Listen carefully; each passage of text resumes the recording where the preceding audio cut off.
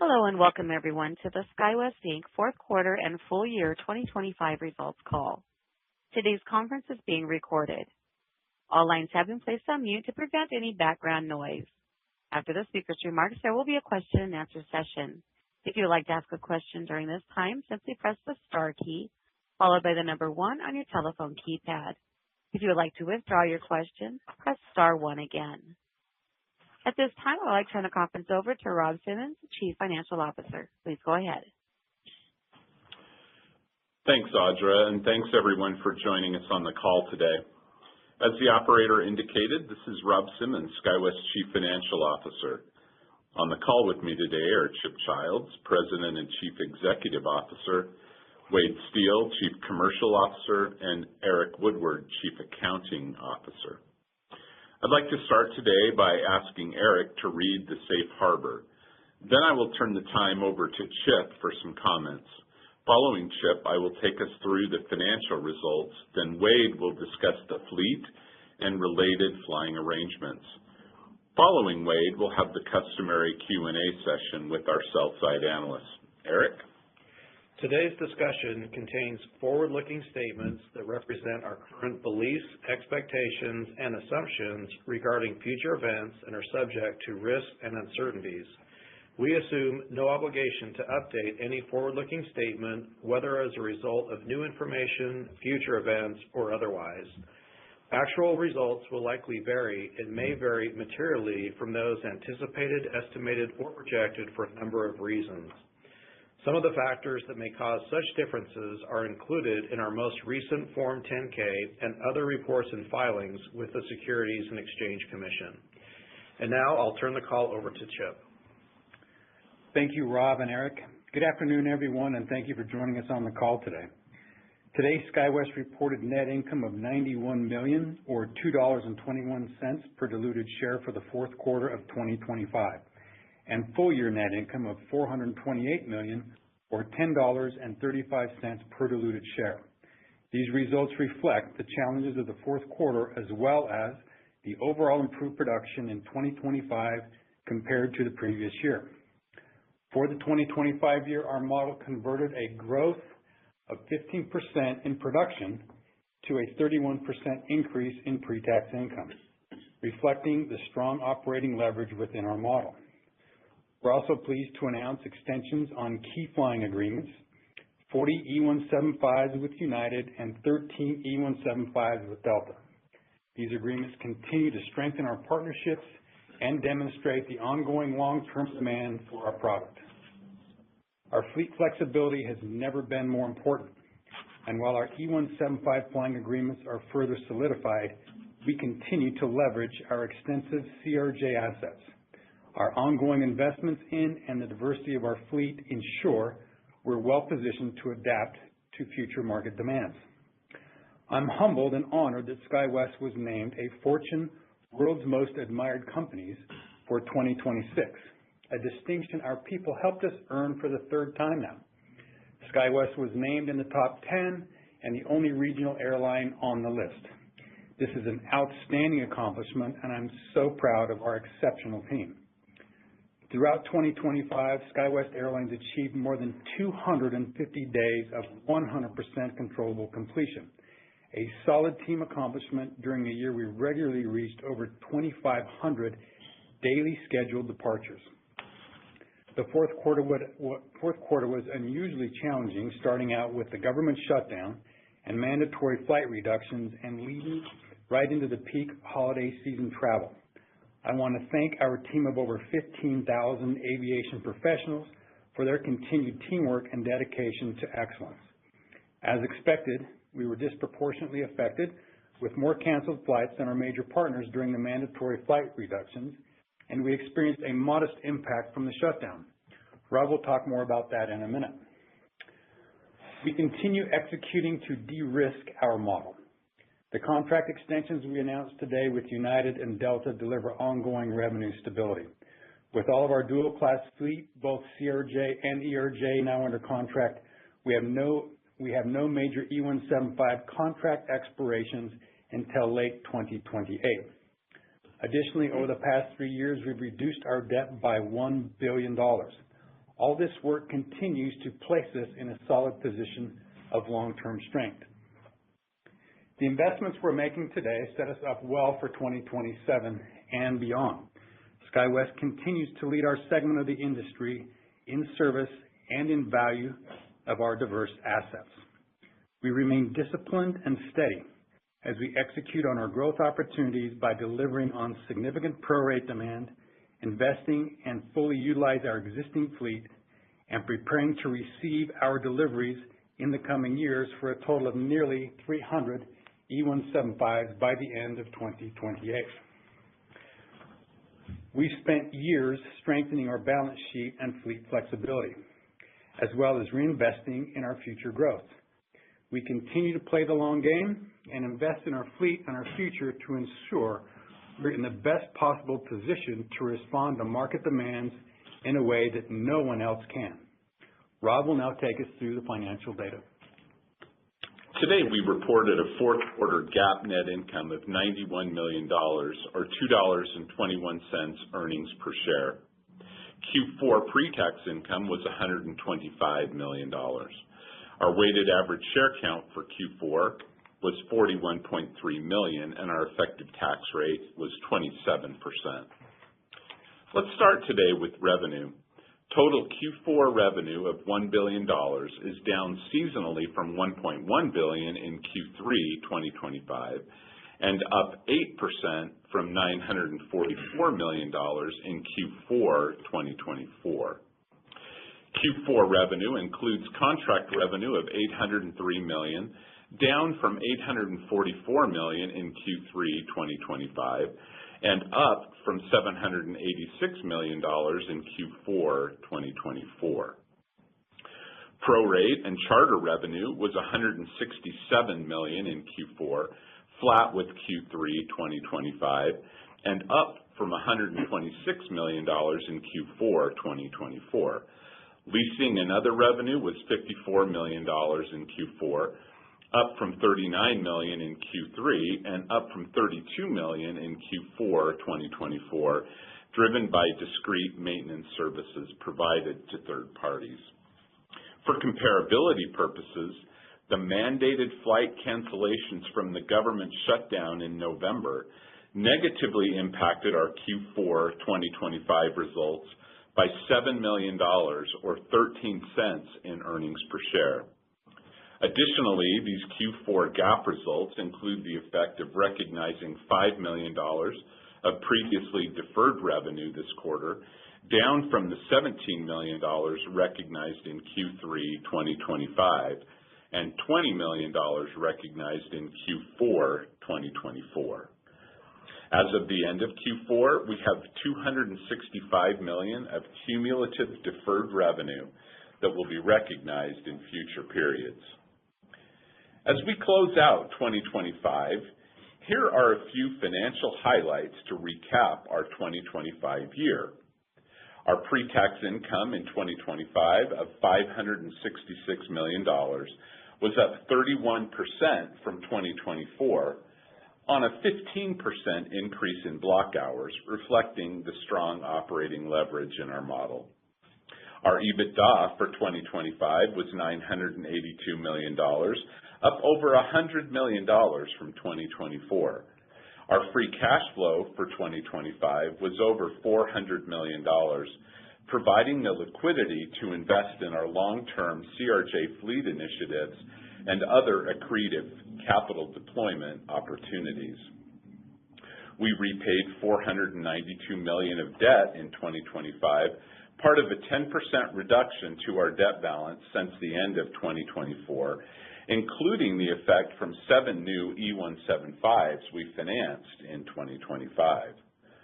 We ended Q4 with debt of $2.4 billion, down from $2.7 billion as of 12/31/2024.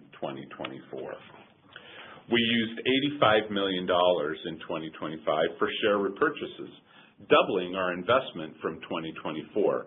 We bought nearly 850,000 shares in 2025, up 50% from the shares bought in 2024. Now, let's discuss the balance sheet. We ended the quarter with cash of $707 million, down from $753 million last quarter, and down from $802 million at Q4 2024. The ending cash balance for the quarter included the effects from repaying $155 million in debt, investing $214 million in CapEx, including the purchase of 5 E-175s, and buying back 268,000 shares of SkyWest stock in Q4 for $27 million. As of December 31st, we had $213 million remaining under our current share repurchase authorization. Cash flow is obviously an important driver of our capital deployment strategy. Over the last 2 years, we generated nearly $1 billion in free cash flow and deployed it primarily to delever and de-risk the balance sheet to the benefit of our partners, our employees, and our shareholders. Our balance sheet and liquidity are powerful tools as we pursue a variety of growth and capital opportunities for 2026 and beyond, including acquiring and financing 29 additional E-175s by the end of 2028 and continuing to pay down our debt. As we remain focused on improving our return on invested capital, we'd like to highlight the following. Both our debt net of cash and leverage ratios continue at favorable levels and are at their lowest point in over a decade. Our total debt level is $1 billion lower today than it was at the end of 2022, in spite of acquiring and debt financing 14 E-175s during that time. The total 2025 capital expenditures funding our growth initiatives was approximately $580 million, including the purchase of 7 new E-175s, CRJ-900 airframes, and aircraft and engines supporting our CRJ-550 opportunity. We expect to take 9 new E-175s during 2026, and we anticipate approximately $600 to $625 million in total CapEx in 2026, approximately flat with 2025, except for 2 incremental 175 deliveries. Consistent with our practice, we're not giving any specific EPS guidance today, but let me update you on some commentary on 2026 we gave last quarter. For 2026, we now expect to see mid-single-digit percentage growth in block hours over 2025, moderately up from the color we provided last quarter. We also now anticipate our earnings per share for 2026 will be in the mid-$11 area, up modestly from our expectation last quarter. In addition to this full-year EPS color, we would expect sharper quarterly seasonality, a bit more like pre-COVID patterns, with our Q1 2026 EPS being flat to down from Q4 2025 GAAP EPS, and with Q2 and Q3 being the strongest quarters of the year. For modeling purposes, we anticipate our maintenance activity in 2026 will continue approximately at current rates as we invest in bringing more aircraft back into service. We also anticipate our effective tax rate will be approximately 24% for 2026, similar to 2025, including a lower expected rate in Q1 than the remaining quarters. We are optimistic about our growth possibilities going into 2026, including the following 3 focus areas. First, growth in our ability to increase service to underserved communities, driven partially by the redeployment of approximately 20 parked dual-class CRJ aircraft and strong utilization of the existing fleet.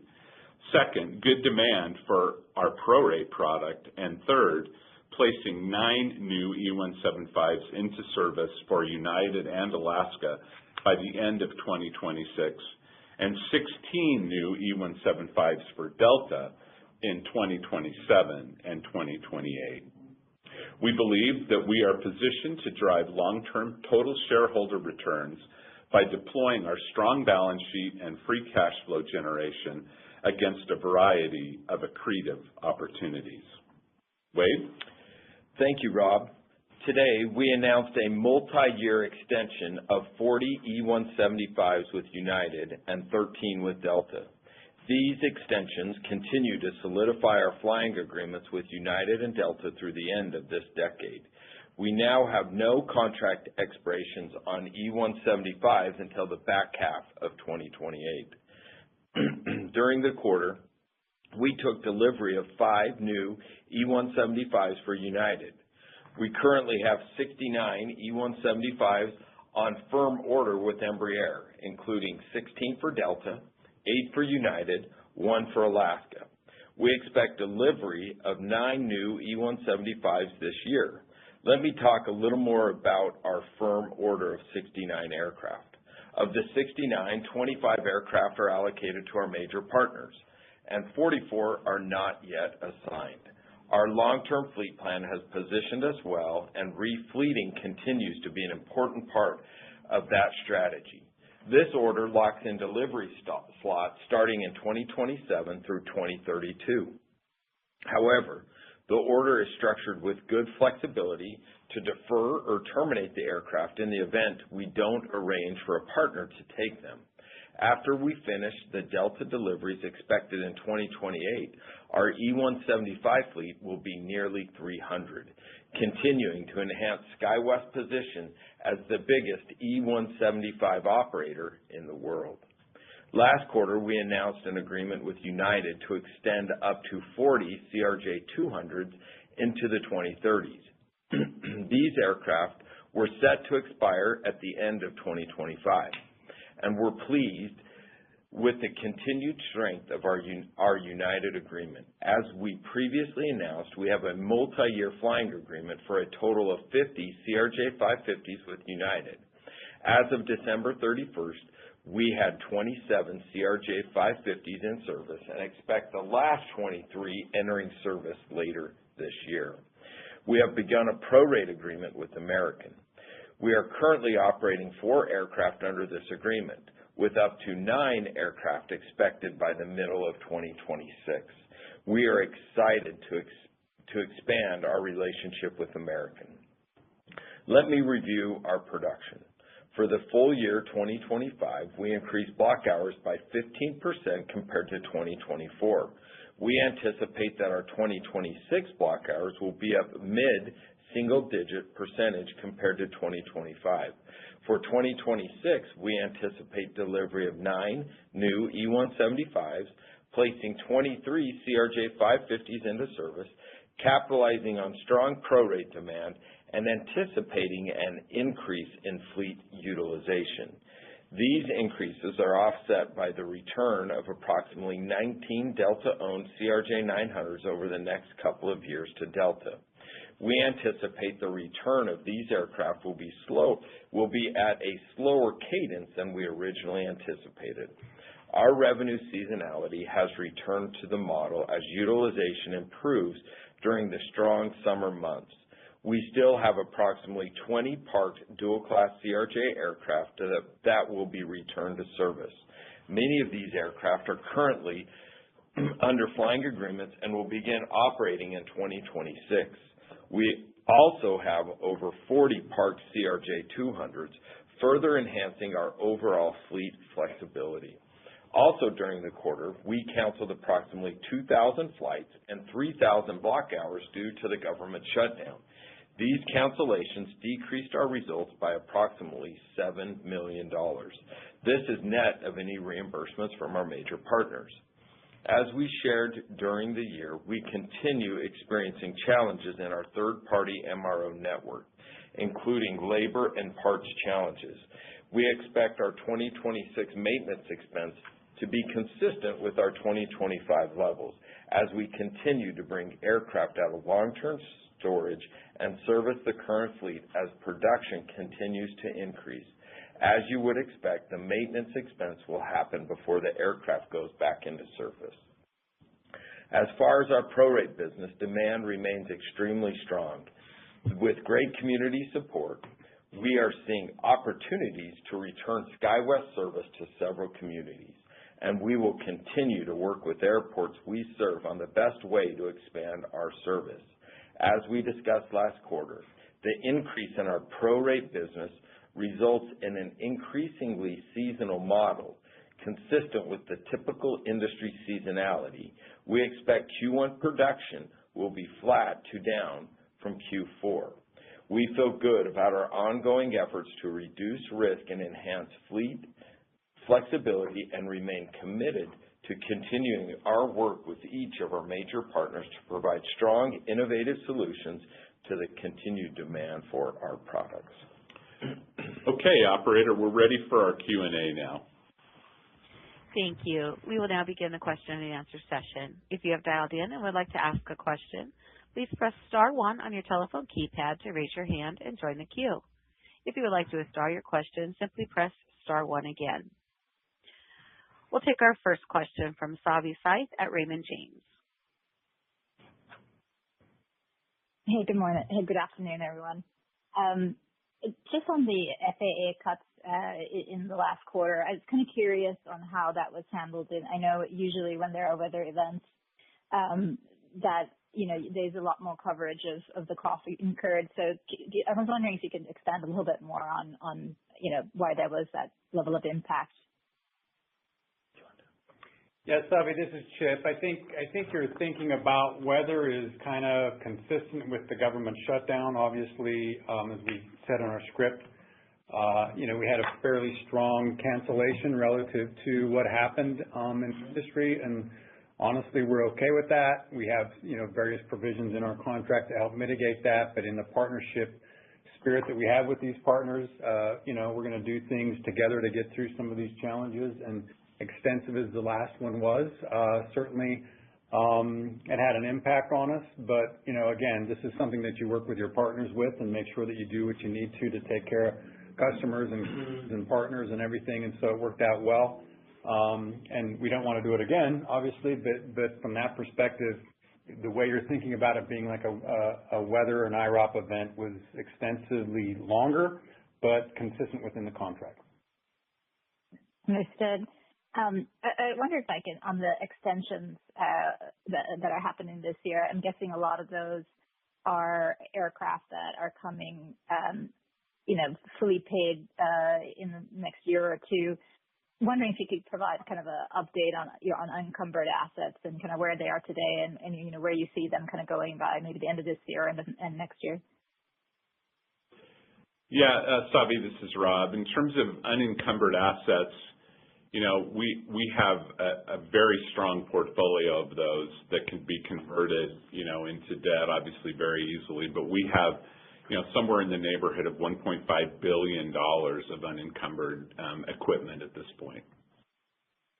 And does that step up quite a bit this year, next year, or is it just a kind of maybe a steady increase? How should we think about as those E-175 start coming off contract? Yeah, I think, Savi, you're exactly right. It certainly increases as more of them become paid off. We're in a great position today with our unencumbered assets, and as we discussed and as Rob discussed about debt repayments and stuff, that those obviously our number of assets unencumbered continues to increase relatively aggressively over the next several years as 175s become paid for. Makes sense. Thank you. We'll move next to Duane Pfennigwerth at Evercore ISI. Hey, thank you. With respect to your order book, and I think you have capacity out to 2028, maybe some availability in 2027, can you speak to how discussions are evolving around placement of the next kind of slug of new aircraft you can take delivery of? Yeah, Duane, this is Wade. We have an order of 69 aircraft currently on order with Embraer. 24 of those are under contract with our major partners, 16 for Delta, 8 for United, and 1 for Alaska. We're always talking to them about the order book. So our orders the deliveries that are coming in 27 are all spoken for. The majority of them in 28 are spoken for. So after that, it's really 29, 30, 31, and beyond that we're still working with our major partners. But those conversations are ongoing, and we're very optimistic about continuing to work with them and place them. Thanks. And then I'm sure there was noise around shutdown and maybe some weather, but can you speak to the underlying trend in utilization and kind of what your target is and you know where you're at relative to that target in terms of utilization recovery? Thanks for taking the questions. Yeah, Dwayne, that's a great question. So yeah, we've seen positive trends in aircraft utilization for sure. And as we are looking at our schedules going into the spring and summer of 26, those trends are continuing to be extremely positive for us, honestly. And so we will get better utilization out of our assets. We are seeing that. It's slightly higher than what we had anticipated last quarter. That's why the guidance on block hours did go up. That's one of the reasons. And so, yeah, we're optimistic about the increased utilization on our fleet and where it's going. Thank you. We'll move next to Catherine O'Brien at Goldman Sachs. Hey, good afternoon, everyone. Thanks for the time. Maybe just one more on the E-175 renewals. It's really helpful to know your next renewal isn't until the second half of 2028. Could you provide any color on how the terms of these renewals compare to the prior purchase CPAs that they were on? You know, was there any impact in the rate discussions to the fact that, you know, you guys there's no longer any debt associated or that didn't factor in and the terms look pretty similar? Thanks. Yeah, Katie, this is Chip. I would basically say that the contracts, as you continue to go through the maturity of the life of the aircraft, certainly evolve. Certainly certain things with contracts, because this is such a dynamic industry, change. Various things that we thought were important 5 years ago have changed to other things are more important today. So I will certainly underline that there's a lot of evolution that takes place, mostly due to market conditions. In large, I think you're mostly asking about, you know, economics and that type of stuff with the renewals. I would only say that everything is roughly economically very similar to what we've, you know, experienced in the past, although there's some things embedded within the contracts that evolve for, you know, just changing market conditions that help both of us as partners. The dynamics of the conversation is good because of the outstanding demand that's in the marketplace right now. So in all honesty, we try to be very transparent, very present with our partners all the time, and the conversations, you know, are very, very good. Particularly, as you know, this is a tough industry to be in, and you have to be in that mode with your partners all the time to be dynamic and being able to evolve. And I don't know of anybody in the industry that can evolve as well as we can. So that's kind of how the contract conversations go, and we're going to continue to prepare ourselves for future ones to make it even easier. So that's great. Maybe just one quick follow-up, if you'll allow, just to make sure I don't want to put words in your mouth. But on the economics under the terms of the agreement, that looks pretty similar to, okay, this is now a 13-year-old aircraft versus a brand new aircraft. Like if there was, and I actually don't know if there's a step down usually when you move from the first contract to a second contract under a CPA agreement, but like whatever that normal step between contract 1 and contract 2, that's what it looks like here for these. Is that right? Yeah, the rate economics are very consistent with where they were before. So we will see a very consistent level of revenue continuing on with these airplanes in the future. Oh, that's great. And then just for my second question, maintenance elevated here, around the industry, we're seeing that, not surprised, rates, slots are tight. Can you walk us through how much of the maintenance is on aircraft under contract and what is for aircraft that are, currently parked not on contract? And on that second group of aircraft, you're putting in the work now, you talked about being flexible, that's a competitive advantage. Are you pretty advanced in conversations around some of these aircraft you're working on now that you might have an MRO slot for, or this is really just like if a partner calls, you could answer? Just trying to understand, how much you're investing and what you think the prospects are for return on that investment. Thanks.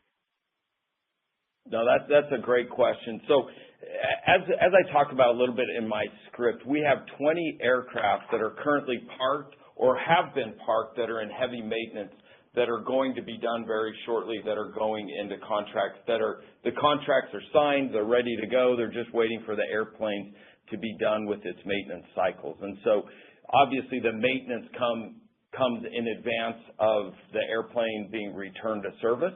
And so there are 20 airplanes that will be going through that return of maintenance right now. That's the 20 dual-class airplanes. We also have some CRJ-200s that I said we have 40 of those parked, and we are returning some of those to service. And we do believe, we know of very good opportunities in the marketplace for those, and we're very optimistic that we will find a very good revenue model for those. Thanks so much.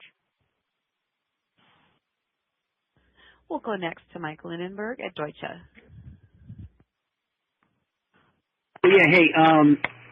Talking about a very good revenue model. I mean, we're sort of watching the build out of Chicago, and it does seem like a lot of the growth, at least at that hub over the next, several months, is going to be driven by regional flying. Are you able to capitalize on both of your relationships with those carriers to grow into that market, or is it one-sided? Yeah, Mike, that's a great question. So we work with each of our major partners. As you know, under these capacity purchase agreements, they dictate the schedule, they dictate where these aircraft fly, they tell us where to go, and so we are working with each of our major partners on the deployment of where they would like these airplanes, and we will operate these at the extreme highest levels of reliability that are out there, and so we will work with each of our major partners where they wish to deploy those, and that's how these CPAs work. Okay. And then just my second question, Rob, on the revenue piece, the revenue recognized in excess of fixed cash payments, obviously that came down quarter over quarter. How is that trending? Are we back to sort of $5 million a quarter as we march through 2026, or is there how should we think about that with respect to modeling? Thanks for taking my question. Yeah, sure, Mike. No, I think Q4 was a little down as we extended some of the contracts and pushed out some of the recognition of deferred revenue.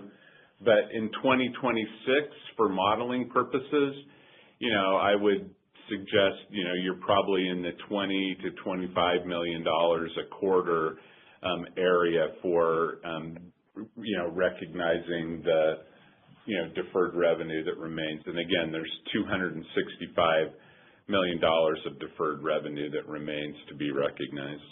So Rob, to clarify, the extension was, and what was announced today, right? I guess maybe that drove part of it, right? To extend the E-175 flying with both Delta and United.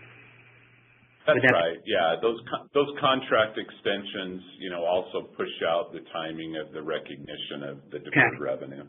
Right, that's what I thought. And then just lastly, one other piece. And it may have been Chip or you who talked about just seasonality, where earnings will be down March Q over Q4, obviously, because now we're getting back to more normal seasonality with respect to your prorate business.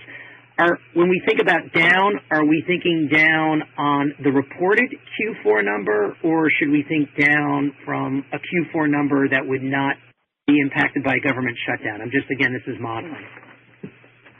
Just to make it easy, it's just the GAAP number that we reported. We do expect that it'll be flat to down in Q1, again, because of the sharper seasonality in the model. Okay. Makes sense. All right. Thanks for taking my question. Thanks, Mike. We'll move next to John Godden at Citi. Hey, guys.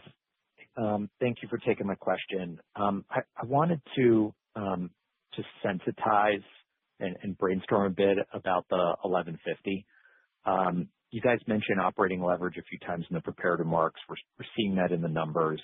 If in a couple quarters 1150 is becoming 12, what happened? Just help us kind of sensitize that a bit, and I'd love to just kind of, hear your thoughts.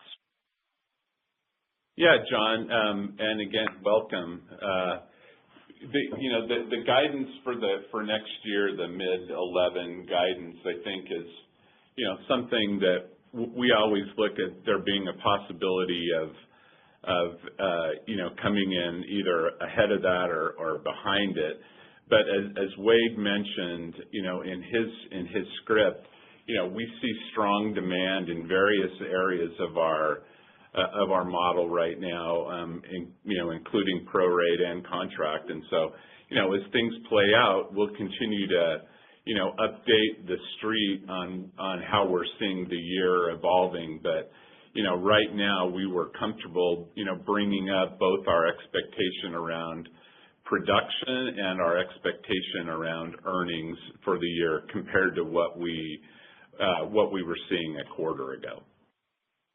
Mm-hmm. Do you think that prorate would be the biggest swing factor? So there's 3 or 4 things, that will affect our block hours. Prorate being one of them.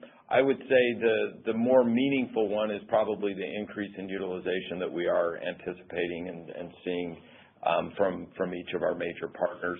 And then also just the return to service of some of our airplane that have been parked over for a while. So those are really the 3 drivers that will help us increase the production, which in turn increases the profitability.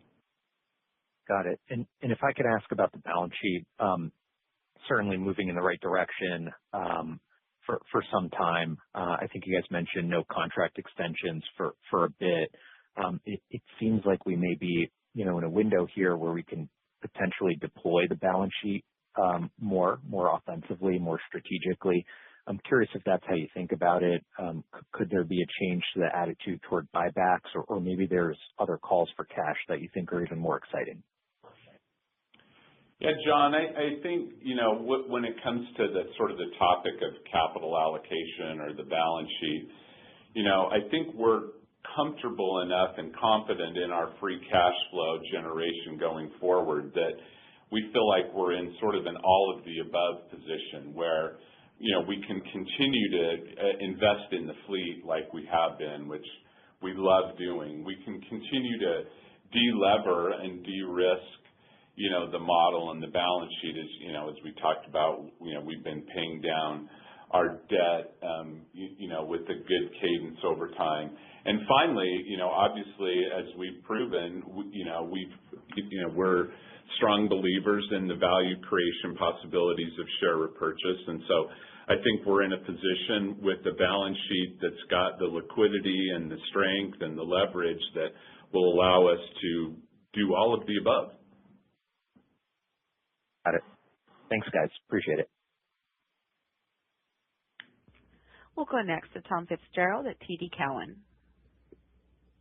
Hi, everyone. Thanks so much for the time. There was a pretty big jump in lease, airport services, and other revenue this quarter, and I was just kind of curious what drove that. Was that maybe third-party engine overhaul work or something else? That's right. I mean, there's a piece of it on the revenue side and another piece in maintenance. So, yeah, it was an engine deal with a third party. Okay, great. That's really helpful. And then just as any updates on the charter business as you look out into 2026, and I don't know if that could be a driver of incremental positivity for the year, maybe around the World Cup or the summer, or maybe not, just given that everything else is going to be utilized in the core business. Thanks again for the time. Yeah, Tom, this is Chip. Yeah, just real quick, it's a great question about SkyWest Charter. We've got a lot of leeway and permission to do a lot of very cool things with that. Certainly we're seeing, as of right now, significant demand with sports teams and everything. In fact, it's demand that we can't meet, honestly, because of aircraft availability. We're seeing certainly a very strong demand for SkyWest Airlines aircraft at this time that we're trying to fulfill with our major partners. As you know, that's the core of what our business is try to take care of these 4 customers of ours. So it does put some of our initial objectives with SkyWest Charter on the back burner. We're not saying that it's never going to happen.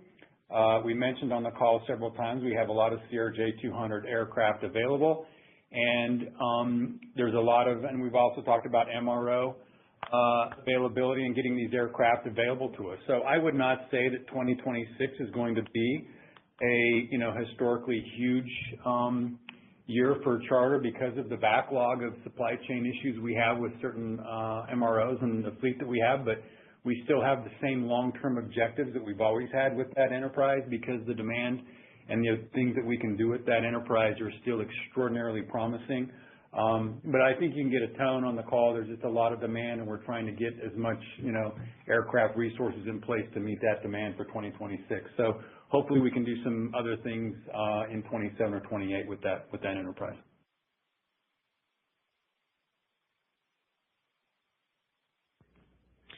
Next, we'll take a follow-up from Savi Syth at Raymond James.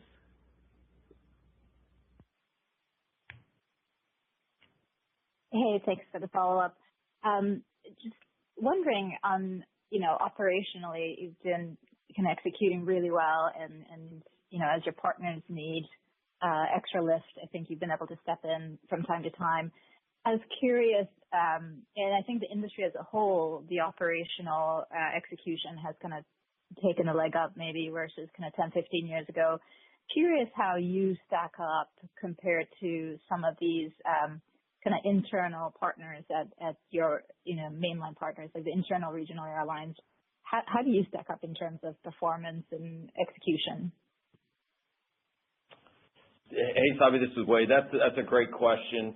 SkyWest, you can look at some of the DOT data. SkyWest is always a very high performer on our A14, our completion percentages. So, that is one thing that we emphasize around highly is just our execution to our mainline partners and then also ultimately their customers. And so, we put a lot of emphasis around that, and we are typically one of the top tier performers.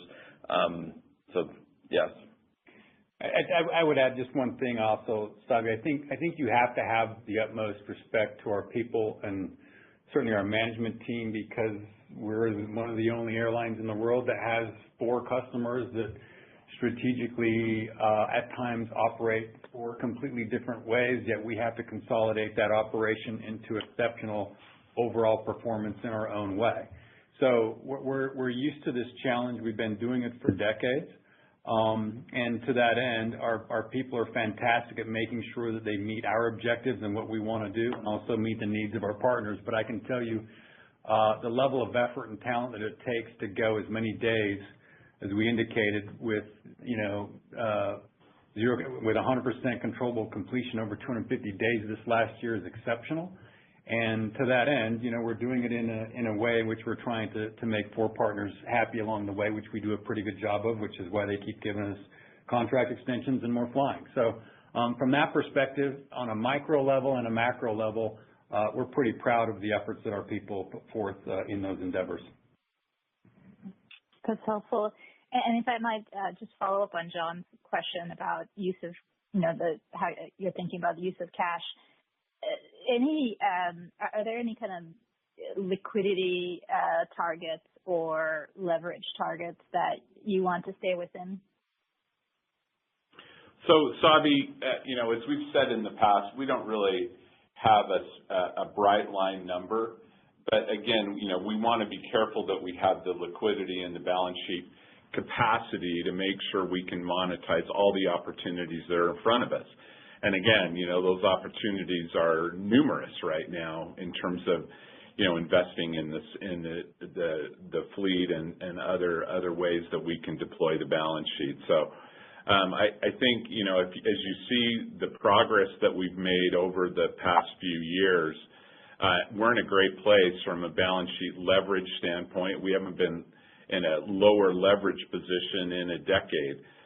We're in a great position in terms of liquidity. We've got plenty of, unpledged collateral if we were to need it. And so, again, I think that that provides the opportunity for us to look at all of our accretive opportunities and monetize them. Got it. Thank you. And we'll take a follow-up from Catherine O'Brien at Goldman Sachs. Hey again. I was thinking about your answer to that question on the CRJ opportunities. And so a follow-up there, on those 40 CRJs you're investing in, you noted that you know of good opportunities for those. Are any of those slated to come out of the shop this year? And if they did and you executed on one of the opportunities you noted, would that be incremental to your current mid-single digit block hour growth rate? Thanks. No, that's a great question. A lot of that is baked into our operating plans already. Obviously, if we do have upside, especially for the summertime, a lot of that we know what's in front of us. We know the opportunities right there. And so if we do get the airplanes out quicker, then there could be sooner opportunities for us. We are looking at opportunities in the fall, and we are looking at those opportunities right now. And so potentially, 8-9 months from now, for sure, there could be some additional opportunities that we're looking at. But things that are, for the summer, 6 months in advance of us, that's all pretty much in our operating plans right now. Great. Thanks for the extra time. And that concludes our Q&A session. I will now turn the conference back over to Chip Childs for closing remarks. Thank you, Audra. Again, thank you all so much for your interest in SkyWest. We're very proud of what's happened in 2025, but mostly we're very focused and grateful for the opportunities which we have and put ourselves in a good position with our people in 26 and beyond. And we look forward to giving the first quarter update in 3 months from now. So thanks for your interest. And this concludes today's conference call. Thank you for your participation. You may now disconnect.